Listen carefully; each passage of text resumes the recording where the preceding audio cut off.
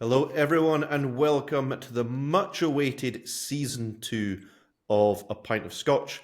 We're here with another episode of Pint of Scotch where every sip brings new perspective and every conversation is a blend of insight and inspiration. So, today, have you ever left a performance review feeling confused, deflated, or wondering what to do next? Well, you're not alone. Today, we're diving into the world of annual performance reviews and finding out about how contributors and managers can transform this often dreaded ritual into something a little bit more useful. I'm Brian Ross, your host for today. After spending 2 decades building and leading engineering teams of all shapes and sizes, I'm now a fractional CIO, helping organizations avoid the many mistakes I've made throughout my journey and hopefully guiding them on a path to creating happier, high performing teams. With me today, we've got Gotham. Do you want to introduce yourself, Sam, sir? Yeah, I'm Gautam Palapa. I'm a modernization expert, and I have over 20 years of experience in cloud native apps, data, DevOps, and AI. My passion is using technology and empathy to empower enterprises and help them achieve their business outcomes. I have the fortune of actually having moved a lot of large workloads to the clouds and consolidating. I also have a new book that just came out. It's called Mastering Enterprise Platform Engineering, and it is a blueprint for helping set up a platform engineering organization within your entire enterprise. And it talks about everything starting from the culture all the way up to the way in which you do the pipelines and all those things. So happy to be here. Phenomenal. And JT, I don't think you've got a book, unfortunately, but you do bring a lot of experience in this. Why don't you give us an intro too? Thank you. Super excited. And we'll make sure that link to Gotham's book is in the show notes as well. I've had a preview. It's pretty awesome. I highly recommend it. I'm JT Perry. I have over 20 years in the technology industry as well. My superpower is to kind of have a foot in business and technology. So I've launched lines of business. I've launched healthcare clinics. I've been CIO of a health insurance company, of a disability outsourcer, kind of all over the place. Right now in a chief customer officer role, really helping bring another product to life. So a lot of focus on leadership. I've led teams, I've been an IC, led teams as big as 600 people, led teams as big as 3 people, kind of everything in between. So really excited to be here and continue on with our season 2. Smashing. So today, then, well, let's bring some of that years and years of experience. Let's not call them decades, because that still makes me feel a little sore on the inside. But I've got a bit of a friend of mine approached me about an experience she had recently about joining a new company, and so I thought I'd bring it here today with her permission to chat through it, because I don't think her experience is unique, but it'd be great to get your insights. So this friend I was chatting to, she's recently gone through the first kind of annual performance review at this company she's just joined. Her manager is lovely, but asked her to fill out, the stereotypical HR form about, what are positive contributions she's made, what areas she's weak in, and what she needs to do to improve, going forward. And then to rate her overall performance between a 1 and a 5. Now, this would then get sent off to her manager, as you might expect, to then review it, and then the manager's going to provide their own feedback and the final score. Now, although she thought she'd done well in her first year, she came to me because she found this process of filling out the form. It just really sucked away all of her enthusiasm for the role, which hadn't really happened in previous roles. So she was asking me is this just a bad sign? Have I done something wrong? Is it something wrong with the process? What do you think is going wrong here? So I thought I would pass it out to you guys, and let's see what you think. Gotham, why don't you go first? Sure. So for that particular example that you said, I think what went wrong in that situation was everything we know about human motivation. That's what I'm going to start off with. Annual reviews in their traditional form, they are relics of industrial age thinking. So they are designed to rank people, but not uplift people. That is the most fundamental problem that I have with those kinds of annual reviews. They're more about compliance rather than connection of humans. So this friend of yours, she probably joined the company full of hope. She contributed meaningfully. She probably solved a lot of problems no one had documented or that were thrown in her lap, and maybe even made her team better. So she really would have contributed and done a lot of cool things. And in her mind, she would have felt really positive until she started filling up that form, right? That's when the anxiety and the stress starts getting induced. And that form is a template. It's very sterile, it's very one directional, and it's bureaucratic. And what we really need to do is we need to stop confusing evaluation with engagement. So when we reduce a human's effort, a human's growth, and a human's potential to a checkbox and a rating from 1 to 5, we're not assessing, we're erasing the human aspect there. So the number becomes the headline and everything else becomes the footnote.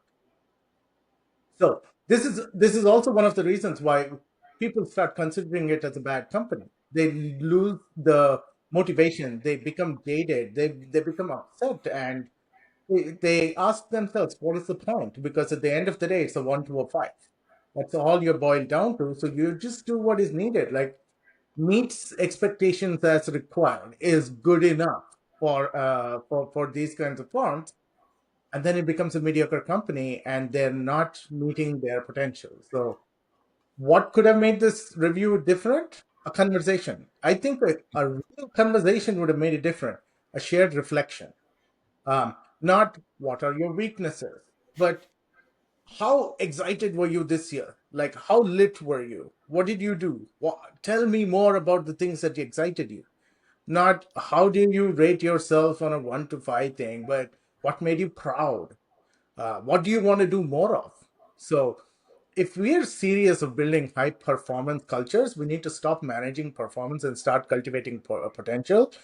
That form is the antithesis of anything that will help grow within an organization. And a form, it's not going to help capture a person's impact, but it's a conversation that reveals the human aspect of things and a trajectory. That's my take. JT, what's your thought on this one? Yeah, I mean, my thought is this is on the manager, right? The form is going to be necessary. We're not going to make the form go away. I mean, if you're the CEO, if you're the CHR, like you can make the form go away, but the form's going to be there, right? There's even some legal and HR compliance reasons for the form, but it's just a vehicle for that conversation, right? And I know we're going to get into what is self-evaluation and stuff coming up in a minute, but how is that manager saying, hey, we're going to fill out this form together, basically, right? We might not agree on all of it, but let's talk through your year. I do need you to remind me everything you did because I have a team of X. Maybe it's 10 people, but even if it's 5 people, as a manager, you're not going to remember all the things that happened over the year. So come and remind me, right? I'm not asking you to campaign. I'm saying together, let's review your year. And to what Gotham said, also, I want you to review me as a part of that, right? What did I do to make you really successful? What did I do that I was in your damn way all the time? Like, let's have that conversation. And so we can figure out how to make you successful, how to, this is also, you know what, you did amazing work here this year. Gotham, if you were my employee, bear with me for a minute. Gotham, what do you want to do next year? What do you want to do in 3 years? Knowing that your 3-year plan may change, great. Maybe if your 3-year plan is to be CIO, maybe I can't make that happen here, but maybe we can figure out how to get you on that track so you can go be a CIO somewhere down the road, right? But the form should be a vehicle, whatever the process is that the company has in place, right? And the bigger the company, the more the process, and there's some logistical reasons for that. We have to figure out how to shuffle out money, right? Raises and bonuses and all those kind of things. The way to try to remove as much bias from that is to try to get to this antiseptic form. And you know what? It serves some purpose in that, in doing that, but it sure doesn't help the employee, right? It's not there for the employee's sake. But again, I'll come back to saying this was on the manager, right? The manager should be prepared to have a conversation, right? And to use the cliche, this better not be the first time the employee heard about any of this, right? These are conversations that should be happening on a weekly, biweekly, monthly, whatever the cadence is that you and the employee are comfortable with. So it shouldn't be any big surprises at the end. But how do you sit and say, hey, let's have a conversation. Let's review your year together, right? If you want to fill this out ahead of time, I'd appreciate it just to bring to the conversation. Yeah, we got to submit it through Workday or whatever the system is. Great, lovely. But employee Gotham, in my example, I want you not to worry too much about this form. I want you to use it to help make sure I advocate for you and that we're putting you on the path. And if I have some concerns, I am going to raise them and make sure that we are both on the same page about what those concerns are and what you can do to alleviate them in the future. I think that's really interesting, because I think you're right that there's a really gentle balance to be had between the sterile nature of business, because at a certain scale, it is going to be somewhat impersonal. There is going to have to be some systems in place. And as you say, there's going to be compliance and governance we need to follow too. But I think the thing that's, for me personally, when I'm doing reviews, like if I'm asked to justify my existence in a form, that feels too cold. And I struggle as well with the power imbalance of it all, because fundamentally, if your manager or the company is asking you to say what you're weak at, then that's putting you in a really difficult position. Now, I've got a couple of tricks up my sleeve for how I go about answering those questions, as we all do. But I think a lot of that feeling could be negated if the manager was to take more time to humanize that discussion, as you say, rather than thinking about around justifying your existence. Instead, it's like, what do you want to do more of, or what do you want to be in the next year? That developmental side. And that's for me, like whenever I'm having conversations with people that have worked for me, it's always been around their development. And whenever I'm having those conversations and I'm asked about my weaknesses, I'm always quick to point out that if the company was stronger in X, then I would be better at Y. But there's always a link back to what the companies do, because I think there should be a balance in there. And that shouldn't be a secret, right? I mean, you should, as a manager, hopefully, and I have no doubt you're doing this, right? You're teaching your employees how to fill that out, right? All this goes back to Jack Welch, right? And the GE, you should be cutting X% per year to bring in new blood or whatever that I'm going to call it nonsense, because I think it is, was. But you can make it safe for your team, and that's what you have to do. Right? Yeah. Weakness. What you should put as weakness is, I would have been stronger if JT, my manager, had given me more opportunities to do X, right? I didn't get a chance. I was not given the opportunity to demonstrate this particular muscle, right? Cool. I have no problem as a manager you putting that, because it gives you a little protection. I'm happy to take the feedback myself, and collectively we can fill this out. Yeah. Right? So they're not felt And like I think on an maybe this island. is it. Oh, Paul, just talking over you there. Can you repeat the last little bit again? That if we fill this out together, right, yes. And make it safe that they can frame some of their weaknesses as opportunities I, as a manager, didn't give them, like whatever. I'm happy I want that feedback so that I help them be more successful, but also it creates a little bit of a shield for them, and I'm teaching them how to do that. And hopefully I'm demonstrating how they can be a leader in the future themselves. Yeah, and that's having a combined session where you're filling this form together is the most powerful way and the most optimal way to do it, because it gives an opportunity for interesting things to happen, where if the manager is actually meeting on a regular basis. I know we talked about one-on-ones and brought this up before, but the one-on-ones must never be only about the projects. It should be about the person. So if you are actually having a one-on-one and you're having regular touch bases and you know what they're doing, interesting situations such as if the employee forgets a particular incident, the manager will now be saying, hey, you forgot to list this because this was an accomplishment.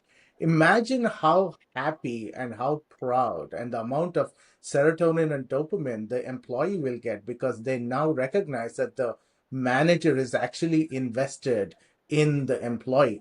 That's what makes teams happier. the way this form happens, and if you have someone fill it and then you do your part, it's like a surprise party, but with negative feedback instead of cake. You don't want that to be there. Yeah. You know, another thing, at the risk of going slightly off the rails, that I found was pretty beneficial too, was everybody knows when review season's over, right? You give out the letters, the bonuses, the money, whatever that case may be.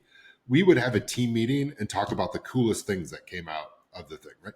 Absolutely negative feedback was off the list, right? But I would sit there and go, hey, you know what? I had completely forgotten about that. Last February, Gotham kicked butt in solving this problem for the customer, right? And Brian, man, I don't know if we even all realized this work he was doing behind the scenes and made our life like a tenth better every day. And now at the end of the year, man, we're flying, and we didn't even realize he did all that plumbing for us. That was really cool, and let people do it, and kind of turned it into a celebration. I found, frankly, that took some of the edge off sometimes of the, man, we just didn't have that much money for raises this year, right? But still acknowledge some of that stuff, and try to. I don't think review season can ever be fun, right? Yeah. It's always risk. Am I going to get the money so I can go buy that new car I want, right? Or you know, my partner and I, man, we're trying to pay the bills, and boy, a little money would really come my way and really help, because it is about that fundamental stuff to your employees and your team, right? In addition to, oh my God, I hope I keep my job. But that friction should have been relieved, hopefully, in the very first part of this. So, having that kind of make it not just so clinical, right? You're stuck in this process. Fine. Lean into the process, but you as the manager can make it valuable while you check the boxes you have to check. Do you know, I think that's maybe the big thing that I'm taking away from here is that when there's self-evaluation, when you're left with this form and your own thoughts, it's like a terrible platform for assessing performance, because I think it's setting the stage for conflict immediately. Whereas if you're having a conversation, I think you're automatically gonna to resolve some of those. The other thing that I think that is very lacking from many processes, like the example I've given, is that of peer feedback and you know, either or 360 feedback, whatever was happening in your organization. I think if you've only got two opinions and one is in a position of power, then really you've only got one opinion. So what's the best? And the problem, of course, is that collecting feedback is painful and difficult and takes time and can be biased, especially if you're going out and asking for it. It's difficult to get, you know, a good balance.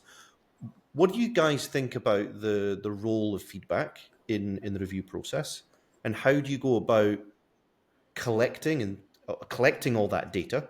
Should that be the employee that's doing it? Should be it the manager? Should be some kind of systematic voluntary process for it? And then I suppose as a manager, how do you go about synthesizing that in a way that makes it anonymous, so that the person's getting the benefit of the feedback, but if it's negative, they're not necessarily attaching that to any one individual? What do you think? JT, why don't you give us your insights first? Yeah. There are lots of quote unquote 360 systems out there, and they are super heavy and time consuming. And I'll be honest, as a manager, I found like I could never get all the way through it. And what I actually found is the first person that I did that for got this great analysis. And the last person, it was like, oh, hell, I got the deadline coming up, right? I got to process through. I will jump in here and say, I don't know that I've found the perfect way to do this. I What I have always asked for the team, and again, this is something we talk about through the year, that, hey, remember that come feedback time or stuff like that.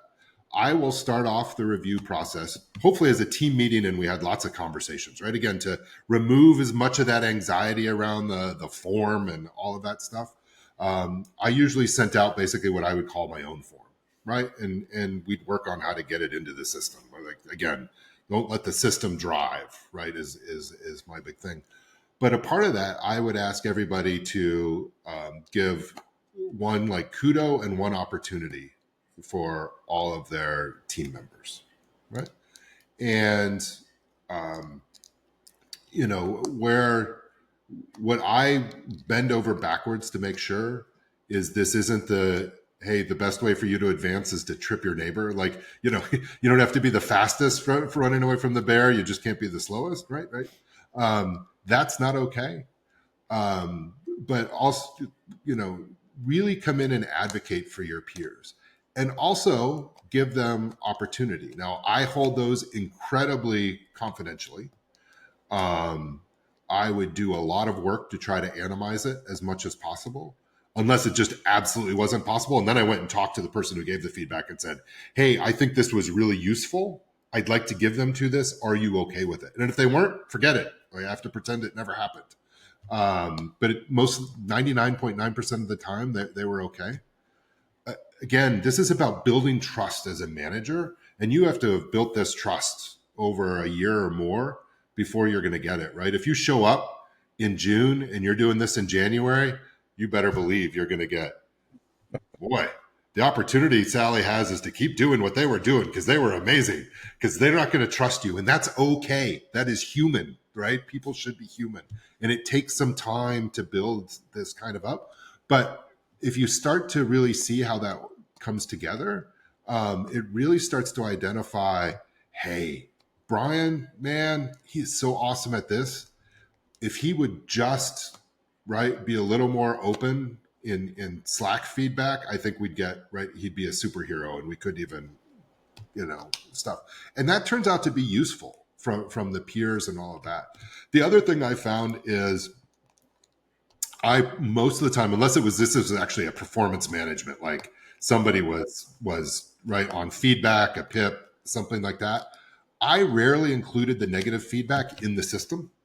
I would verbally give it to them, right? But I don't know. I always kind of felt like if it was system level feedback, it really needed to come from me, right? I would hate for another manager to come in and go, oh, that Brian's a jerk in Slack. See this feedback that came from his peers?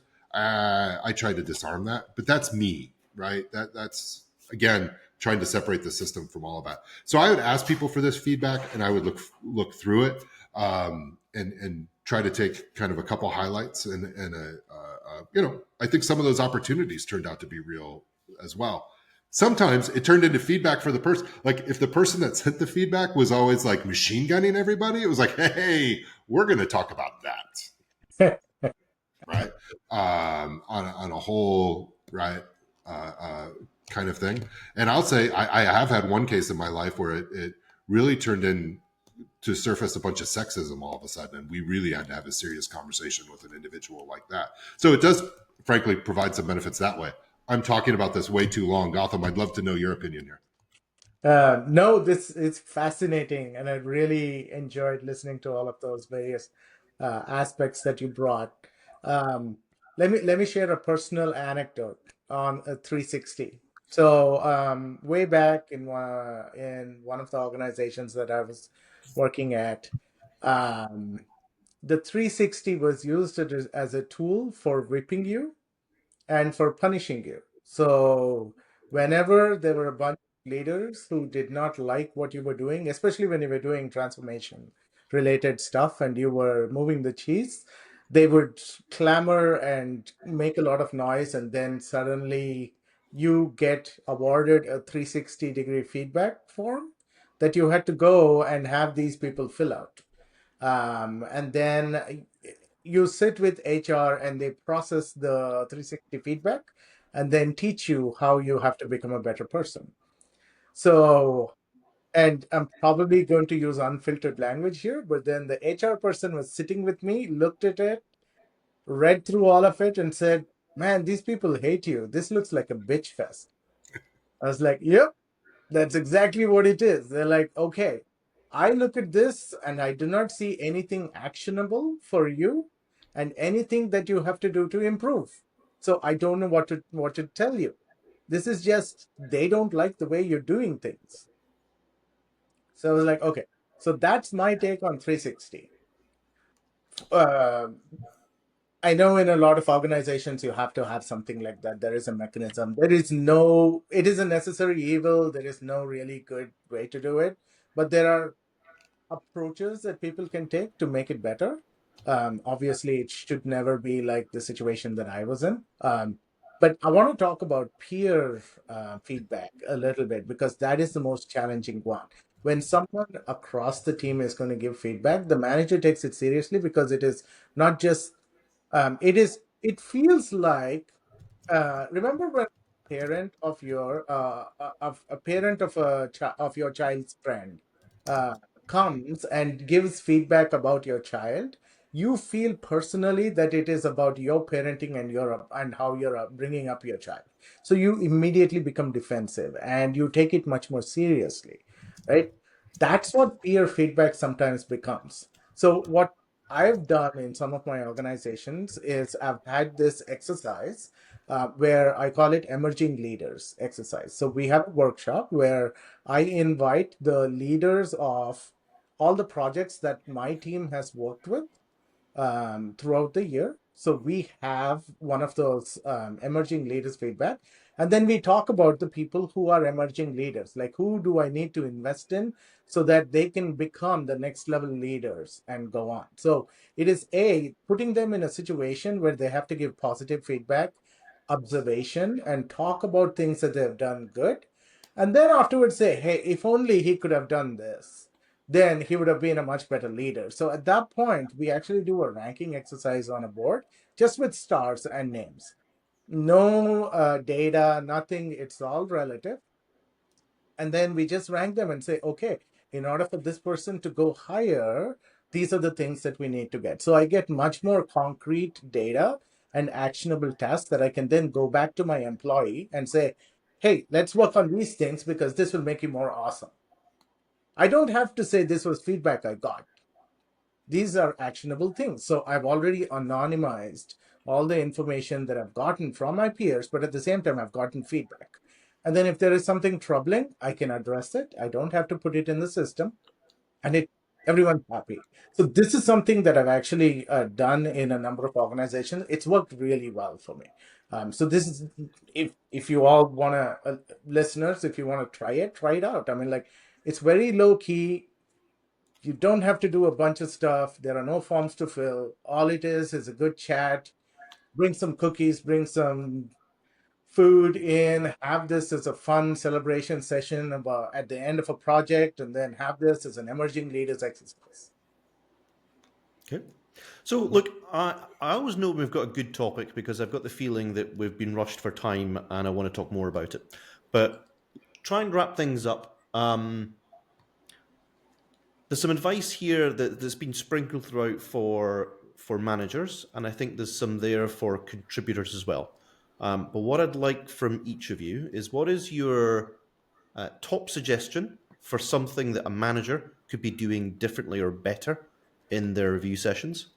And one for the contributor as well. What can they do to make sure that they're getting a fair go at this process? Because after all, it sounds like the game is there, and if you choose not to play it, that just means you're an NPC, right? The game still exists; it doesn't go away.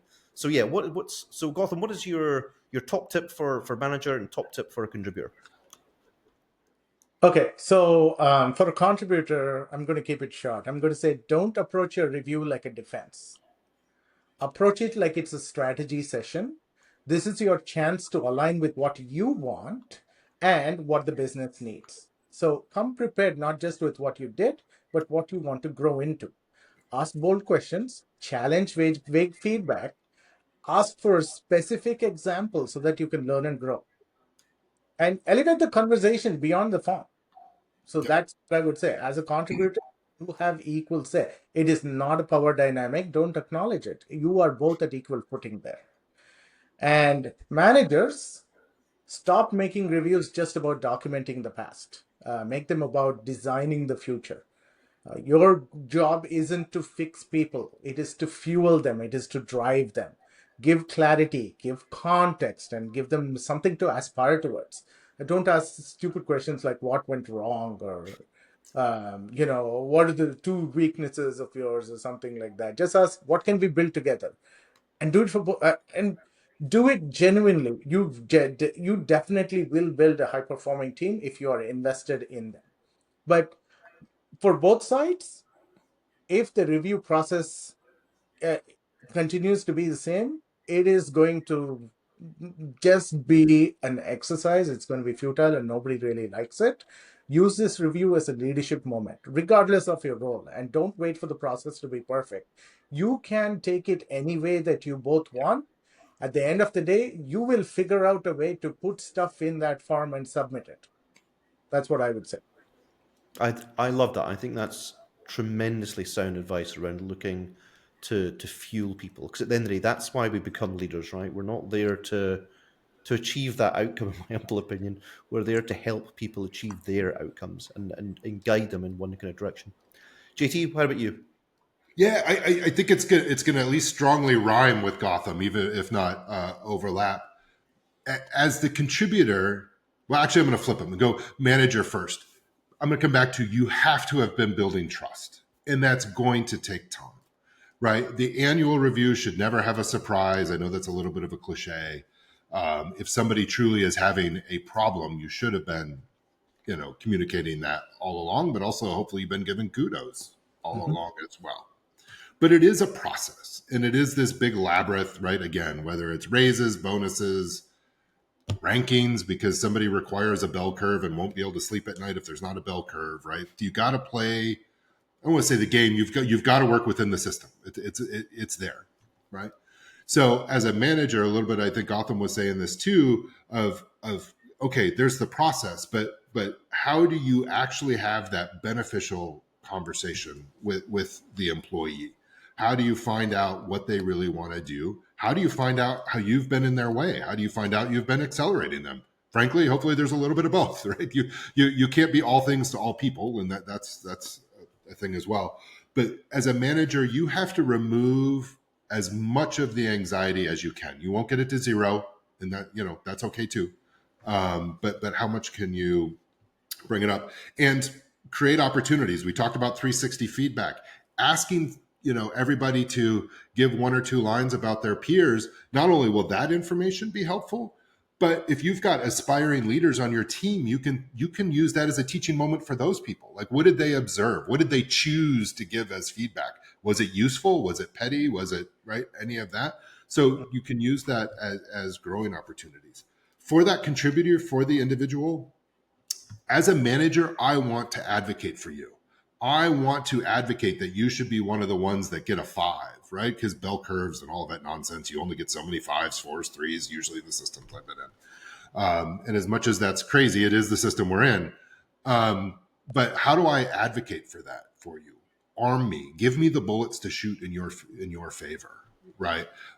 That's what I really need. And to Gotham's point, whatever, we'll figure out what the forms are. Right? As a manager, I'm going to send out a list of questions that I need you to answer, but I better have already established that trust to say, hey, I'm not asking you to defend your job. I'm asking you instead to do the opposite. Give me the ammunition so that I can go fight for us and our team and say, yeah, we should be the exception. That there's only 5 of us, but we should get 2 number 5s and 2 number 4s. Because you know what? We're kicking butt. In fact, look at all of these things we've done above and beyond. I probably know some of them, but I'm not going to remember all of them. And I need all of that ammunition. So if we can come in collectively as we're working on this together, I do have some feedback for you. I do, to what Gotham said, need to know what you want to do next so that I can create and open those doors for you wherever I can. But, as a contributor, if you don't play, I'm not going to have the ammunition as necessary. And, I'll probably get you a 3. You're an average person and you'll get the average raise, but I need your help to go above and beyond. I was thinking what my advice would be there. And you know what? I think mine's very similar. For a contributor, I think recognize the game is there, whether you want to play it or not. It's important, so you need to play your part. And I think as a manager, you need to recognize the game is there and you have an unfair stake in the game. And so I think as a manager, your job is to try and make the game as fair as possible, but also just to acknowledge and be authentic in that review. Like, there's a process that has to be followed, but it's still about the person at the end of the day. Well, look, that's us up to time. First and foremost, thank you for everyone that joined us for this episode, and welcome to Season 2. I'm looking forward to the other topics we've got to discuss. As always, please share any thoughts or your own stories with us on social media or in the comments section below. As mentioned earlier, we'll have a link in there to Gotham's new book as well. And above all else, remember, whether it's the technology, leadership, or the beverage that you're currently on, it's the depth and the flavor of the journey that counts. Always make time to save the wisdom one sip at a time. Until next time, folks, enjoy. Cheers. Yes.